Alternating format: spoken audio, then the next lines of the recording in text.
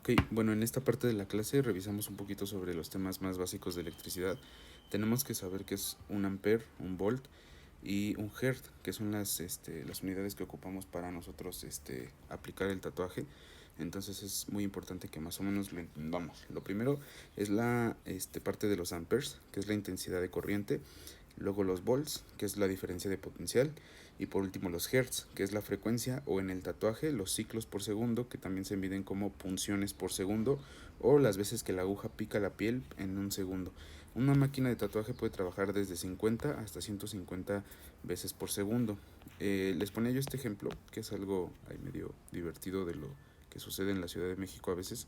Y pues es importante que chequen esta parte. Aquí les decía que el amperaje lo podemos entender como el tamaño de la puerta, que se podría decir que es como la cantidad este, de, de personas que va a permitir que salgan. O sea, aquí estamos haciendo este análisis como un circuito o como un sistema de electricidad en el cual las personas serían los electrones que van saliendo de la zona donde hay más electrones a la zona donde hay menos electrones. Por ejemplo, aquí ahorita podemos ver que hay muchísima gente adentro y hay poca gente afuera. Entonces, obviamente, la gente por pues sí, por la misma energía que hay dentro, salen de forma más fácil. Entonces, eso pasa en el sistema de eléctrico. Cuando hay una cantidad mayor de electrones en una zona, van a viajar hacia otra zona. Es muy importante que aquí podemos ver el amperaje como esa capacidad que hay de que puedan salir cierta cantidad de personas por ciclo. Por ejemplo, en esta puerta a lo mejor podrían salir 4 o 5 personas, pero no más. Y si la entrada fuera más chiquita, incluso aunque hubiera demasiada gente dentro, tal vez solo podría salir una persona por ciclo. Entonces eso es muy importante. Entonces si aquí tomamos en cuenta esto, el voltaje es la cantidad de personas que hay dentro del vagón, que eso lo podemos aumentar muchísimo, pero el amperaje es la cantidad de personas que puede salir del vagón por ciclo. Y lo que son los hertz es precisamente eso, la frecuencia. ¿Cuántos ciclos de personas o cuántas personas pueden salir por la puerta en un segundo? Si nosotros aumentamos el voltaje, que es la cantidad de gente que hay dentro, puede aumentar la frecuencia, que son la cantidad de personas que saldrían por la puerta.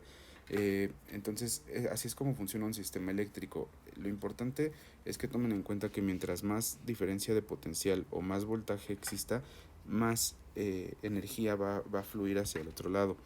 Y también mientras exista más capacidad o en la intensidad de corriente para poder hacer que los electrones viajen de una zona a otra.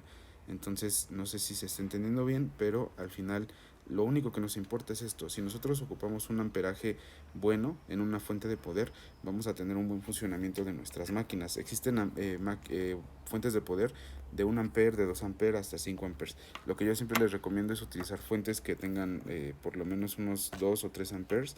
Y eso es muy importante porque incluso les comentaba, aunque ustedes le suban el voltaje, pero si su fuente no tiene un buen amperaje, no es una buena fuente de poder, no va a funcionar como ustedes quieren. Y que tomen en cuenta que al aumentar el voltaje, nosotros aumentamos las punciones por segundo.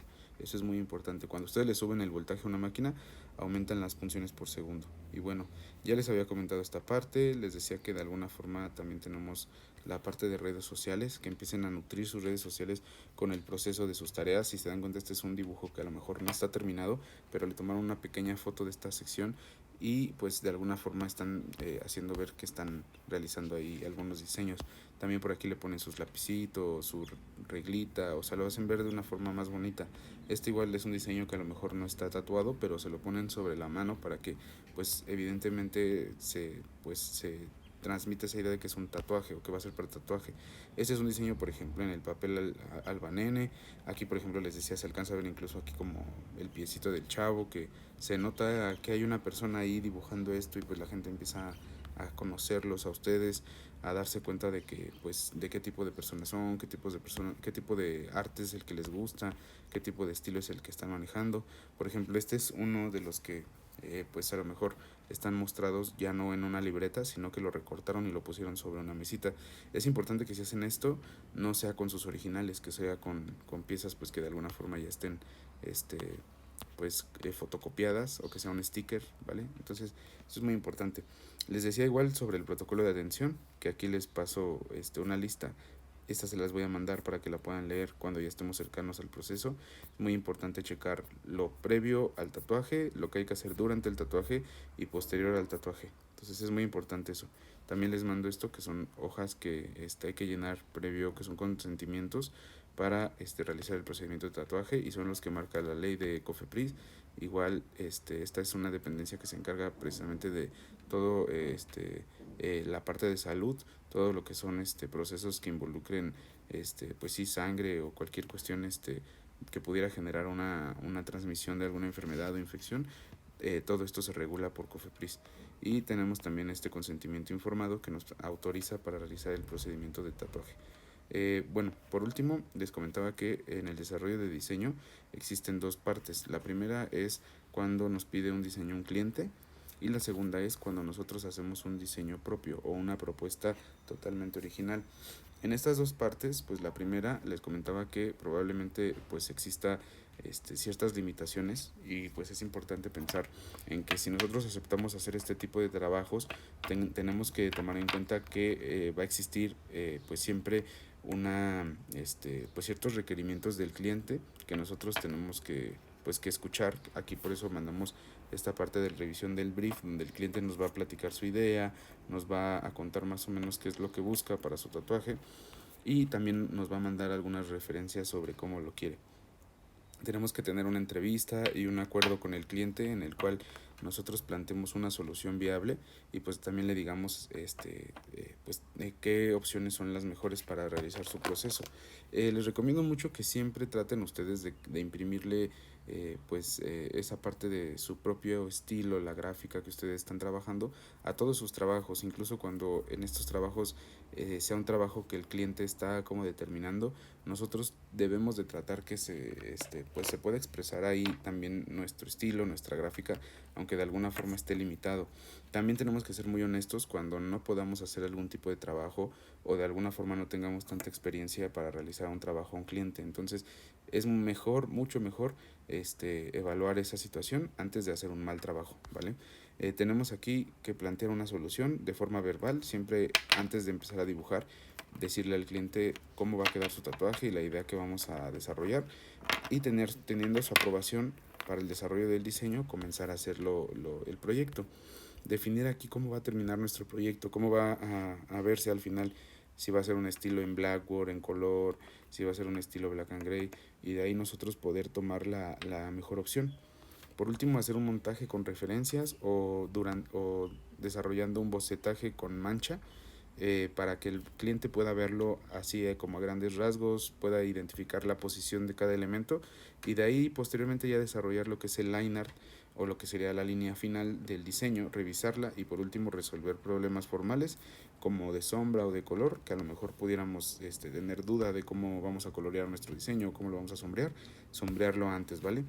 Y por último tenemos aquí el diseño de propuesta, perdón. El diseño de propuesta es una parte en la que nosotros vamos a plantear una opción en la cual el desarrollo completo del diseño es libre para nosotros, nos permite exponer cualquier tipo de idea o cualquier tipo de pues sí, de propuesta en nuestro diseño, y es muy importante aquí tener diferentes ideas, plantearnos varias ideas, varias propuestas. Todo esto va a surgir precisamente de la exploración de diferentes formas. Primero, podemos nutrirnos de muchísimo contenido en libros, en series, en películas, de la misma naturaleza, de cosas que veamos en la calle, y de ahí desarrollar ideas que probablemente pudieran ser funcionales para un tatuaje. Posteriormente, generar estudios de exploración, de bocetaje con la mancha, o hacer pues rough sketch, que es como bocetaje con línea. Y por último, buscar referencias, tener siempre la opción de pues estar viendo como este tipo de páginas que nos permiten ver como muchas imágenes. Les mencionaba pues obviamente Pinterest, y esta página que se llama ArtStation.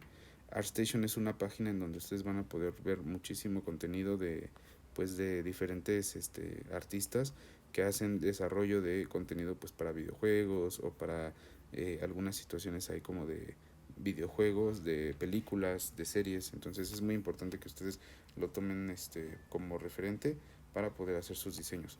Por último, tienen que pues de alguna forma definir igual su proyecto, qué es lo que va a hacer, cómo se va a ver al final y seleccionar referencias que les permitan desarrollar su proyecto. Les decía que siempre les recomiendo de cada cosa que dibujen o cada cosa que quieran tatuar, elegir 3 referencias. Una tiene que ser una foto real, otra tiene que ser de un tatuaje y otra tiene que ser de un dibujo. Y con eso ustedes pueden nutrir su, pues sí, su repertorio visual para saber cómo podrían solucionarlo. Por último, desarrollar una estructura por montaje o dibujo, lo mismo que les comentaba hace ratito con la otra opción, desarrollar el liner y también darle los acabados finales de luz y aplicación de color. Esto ya lo vamos a ver en la práctica de forma más desarrollada, pero ahorita es importante que sepan cómo se tiene que realizar, ¿vale? Entonces esta es la segunda parte que vimos de la clase y ahorita les mando la última.